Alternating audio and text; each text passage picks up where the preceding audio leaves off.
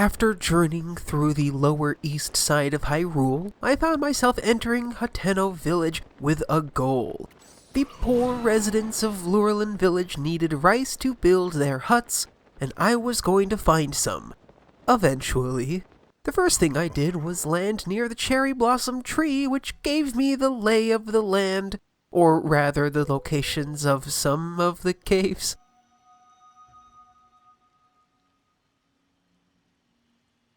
The local shrine was one of my favorites.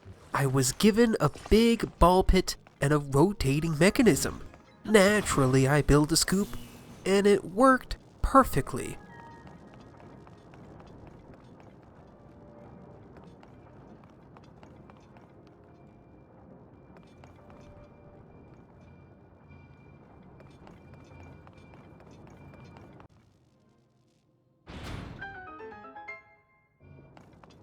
But while the scoop was scooping, I realized there's probably something in the pit. So I had to get all the balls out, not just the few required for the puzzle.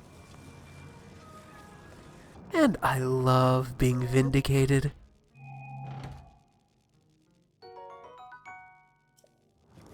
Finally, it was time to enter Hateno proper. And naturally I dove into the village east well, and what did I find but a vast cave system that connected all the wells together. I took a snapshot of Hateno's most important resident before going around and interviewing the locals. Up first, Mayor Reed. He doesn't seem so happy about all the mushroom thematics that have sprouted up around town. Afterwards I went to school. In the time between Breath of the Wild and now, Zelda found it very important to teach the Hateno children right, and commissioned a school to be built to do so.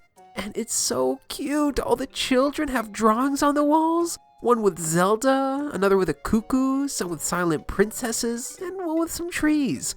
Upstairs I wake up the teacher, Simon, who is ecstatic that Link has finally returned, and also lets him know that if Zelda were also to return, this school would be one of her first stops. He also invites Link to join in on a class. But it was still so early in the morning, I had to wait around and play in the playground for a bit. One by one, the children came rushing in, ready to learn. Learn about what? Well, what I learned about during the first game. The battle 10,000 years ago between the Calamity, the hero, and the Sacred Princess. We know it's true because Link wielded the same legendary sword and sealed away the same Ganon not too long ago. But these dumb kids don't believe it and need photo evidence. Fortunately, there is evidence. There's a mural over in Kakariko. Unfortunately, I'm not exactly close to Kakariko right now, so that lesson will have to wait a bit. After school, I journeyed across town and stumbled upon Link's house. Only it's not Link's anymore, Zelda's made herself quite the home. Many detailed photos lined the wall of some people cooking, a man with a goat, a woman with some flowers, a sick horse, and the Don-Dons I almost looked at earlier. But most importantly is Zelda's journal, which details a secret room. I was excitedly chanting, "Secret room, secret room," as I went to search for it, which I would do eventually. First, I climbed a pole because Yahaha! And saw a crowd outside one particular hut. Sophie, a woman dressed as a mushroom, is telling 3 other women, who were also dressed as mushrooms, that she couldn't let all 3 of them into the store at one time. Finally, the 3 leave, and she introduces herself. Cece's the wonderful artist responsible for all the mushroom-clad individuals, and she's Sophia, Cece's sister. Since he's not 3 people, Link is given access to enter the shop. Cece herself is quite the personality, a bit full of herself, honestly, as she tells Link of her latest monstrosity, one of the ugliest hats I've ever seen. Reed barges in, furious. He's had it with Cece's mushrooms infesting the entire village. He wants the town to be focused on the produce it was originally known for. Cece loves her mushroom fashion and wishes it to spread everywhere. And to prove her point, she calls for a new election. Immediately after, she asks Link who he'll vote for. Link, of course, remains undecided. Cece brushes this off and inducts him to help her swing the voters in her favor. Her plan? Give mushrooms to all the adults that are not wearing Cece's mushroom hats and other clothing wear. But stepping outside, Sophie has something else to say. She wants Link to see what Cece's been getting up to every night. Ooh, family drama. Around the bend, a mushroom man, Manny, is clearly into the woman, Ivy, who works outside the general store, but is too afraid to do anything about it. So instead he acts very weird and a little possessive over a woman he's never spoken to. Incel behavior. Regardless, he wanted to know what Ivy likes so that he could impress her. Link walked right up and just asked. Caught off guard, Ivy accidentally told the swordsman her dad's thing, frogs, that she'd be incredibly happy with 100 frogs. Neither Link nor Manny found this weird, but still the creepy asker and never the creepy doer, Manny requests Link to find the first 10 frogs. Heading back to the general store, this time I went inside and found rice! Remember? That's what I was coming here for. I buy out the entire stock, but still would need many more before Lurelin could be rebuilt. Next door is Sage, spelled wrong. He can dye clothes, apparently. And another thing which I wouldn't do for many more hours. I also ran into Uma and gave her a mushroom. One more inducted into Cece's Fungus Among Us party. Speaking of, as night falls, I perch on the general store roof to see what this mushroom fashionista is doing with her nights. There were a couple close calls, but eventually I tracked the designer into this silo where she secretly makes her late-night meals of carrots. Scrumptiously scandalous carrots, I guess. Sophie, too, finds this revelation rather unremarkable. Oh hey, Liep is over by that cool donkey from earlier, better give him a mushroom too. Back at the school, my secret room chants have intensified, but, I misread the journal. The secret room was about Zelda's house, not the school. I spent an embarrassingly long amount of time running around looking for a room that doesn't exist.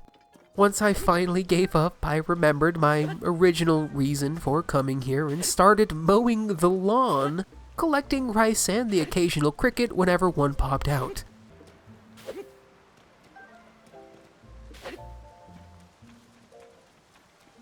After some mowing, I found a Korok, built a cool cart to cart it around, and had a totally good time with it.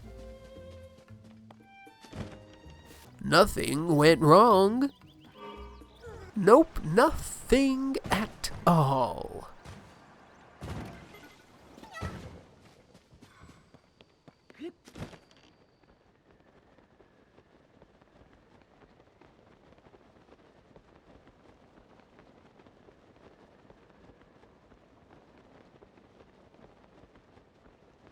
And to make matters worse, after fishing the cart out of the ocean, instead of returning them to our friend that was right over there, I see that gosh darn Nadra again, so I just leave the poor little guy while I try to fruitlessly get another scale.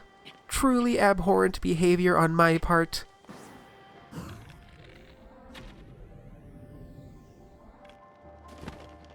At least the Korok Traveler was still there when I gave up chasing the dragon.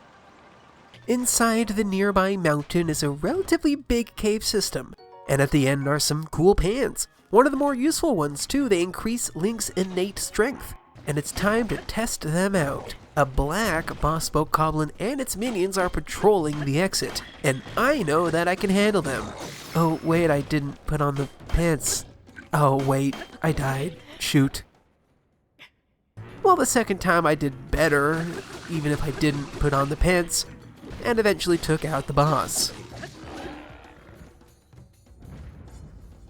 Leaving the cave, I found myself in the snow-covered mountain top. In an attempt to reach this odd-looking island above, the stone I rewound instead gave me the opportunity to fly straight towards the nearby tower. And the tower gave me just enough to reach what was probably the coolest island in the game. Or should I say, the most extreme.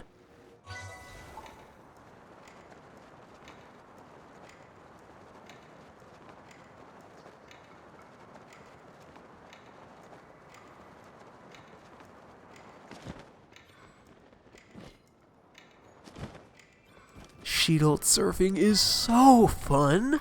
I wish there were a dozen more manicured experiences like this one. And to add on to this amazing experience, the shrine itself contained an actual puzzle, not just another Raru's blessing. Yatta! Continuing to explore the mountains, I see Naydra pop its head out from the depths. Another chance for a scale. How could I resist? I easily fly towards it, take aim, and oh no, I have no arrows. Naydra's winds at least gave me an easy ride back to the top of the mountain to see yet another goddess statue. She has the same request as the one in East Necluda, but just over a ways is Nazby the treasure hunter and adventurer. He regales Link with a tale about a hidden treasure that requires one to skim across the snow from the spring high in the heavens to the mountain below, which, you know, sounded a lot like the thing I just did. And to Nazby's credit, when Link tells him he had already found it, he takes it in stride and congratulates the swordsman. Nazby, what a good guy. I use Naydra once more to hitch a ride back to Hateno. First stop, Purah's old lab. I landed on top of the final and only remaining guardian left in Hyrule. I'm rewarded with a Korok, but I'm also reminded how, despite everything, nothing compares to the hectic piano arpeggios from the first game. A short hop down and I find Purah's room and an old diary. In it she detailed her troubles with the anti-aging device. We know that she's hot now, but she appeared as a young child just a few years prior. And why did she fiddle with the device to look older? Not to be hot again. Not to be treated like an adult. No, it's so she could reach high places without using a jetpack. While here, I look at the scribbles on the wall, reminiscing about all the fun guardians and divine beasts found in the previous game. While the rest of the lab seems closed, guess I'll head back to the village. A short way down the hill, I meet Dan's. First, of course, I give him a mushroom. Then he tells me about his problem. His cow makes great milk when fed acorns, but he's all out of acorns. Link's got plenty, and by trading 3 acorns to Dance, I'll get some fresh milk, which seems reasonable, I guess. But that's enough Hateno for now. I remember that I do need to get a picture for class. Along the way, I had fun with building. I constructed a wonky tricycle that doesn't even fit well.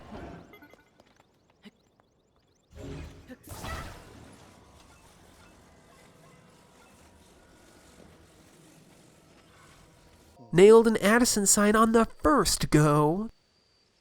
Jumped down the hill and found Addison again, and had a bit more trouble with this one.